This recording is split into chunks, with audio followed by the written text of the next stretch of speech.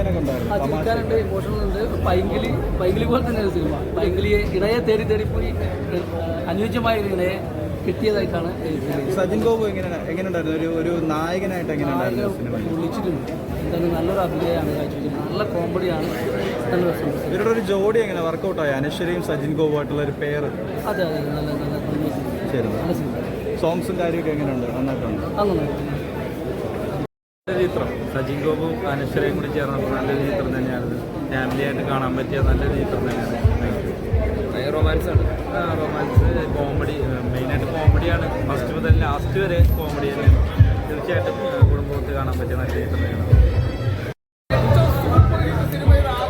യാതൊരു സംശയവും പടം, ഒരു ലാഗുമില്ല. ഫുൾ എന്റർടൈൻമെന്റും ഫുള്ളൊരു പടം. എനിക്ക് പറയാൻ പറ്റില്ല, അത്രയ്ക്ക് അവതാരങ്ങൾ തകർത്ത് അഭിനയിച്ചിരിക്കുകയാണ്. ഒരു കിട്ടിയില്ല. ഇതിന്റെ ഡയറക്ഷനായാലും ക്യാമറ വളരെ വളരെ വളരെ മനോഹരമായ സിനിമയാണ്.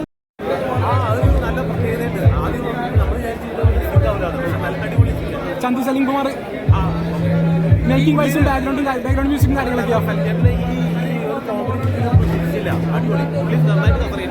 ഈ പൈങ്കിളി എന്ന നെയിമായിട്ട് നല്ല രീതിയിൽ യോജിച്ച് നിങ്ങൾ പോവുകയായിരുന്നു. പൈങ്കിളി എന്ന പേരിൽ നല്ല രീതിയിൽ യോജിച്ച് പൈങ്കിളി പക്ഷേ ഈ പുള്ളിയുടെ ഒരു ഗുണ്ടാ ലുക്കിലുള്ള മറ്റേ അമ്പാനായിട്ട് ഈ ഒരു ചേഞ്ച്, ഈ പേര് വളരെ നന്നായിട്ട് ക്യാരക്ടറെ മാറിയിട്ടുണ്ട് മൊത്തത്തിൽ.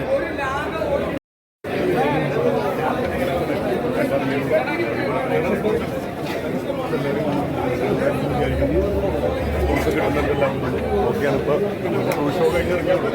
ഒരു പരിപാടി നോക്കണ്ട, ബാക്കിയുള്ള ഷോസൊക്കെ നോക്കിയിട്ട്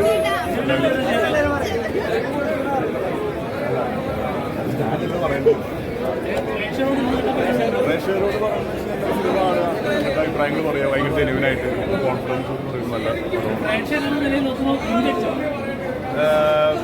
ക്യാരക്ടർ എന്താണ് എനിക്ക് ഫണ്ണായിട്ട് എല്ലാവർക്കും ഫണ്ണായിട്ട് തോന്നുന്നു. എല്ലാവരും പടം കാണും. എല്ലാവരും തുടങ്ങിയിട്ടൊക്കെ ഉണ്ടാവും. നിങ്ങളൊക്കെ കണ്ട അഭിപ്രായോട് അടിപൊളി സന്തോഷം.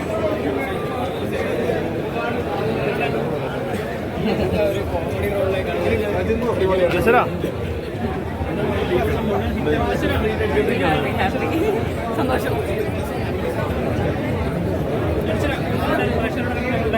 ഭയങ്കര റിയാക്ഷൻ കേട്ടപ്പോൾ ഒരുപാട് സന്തോഷം. റിയാക്ഷൻ കേൾക്കാൻ വെയിറ്റ് ചെയ്യാം. ഓ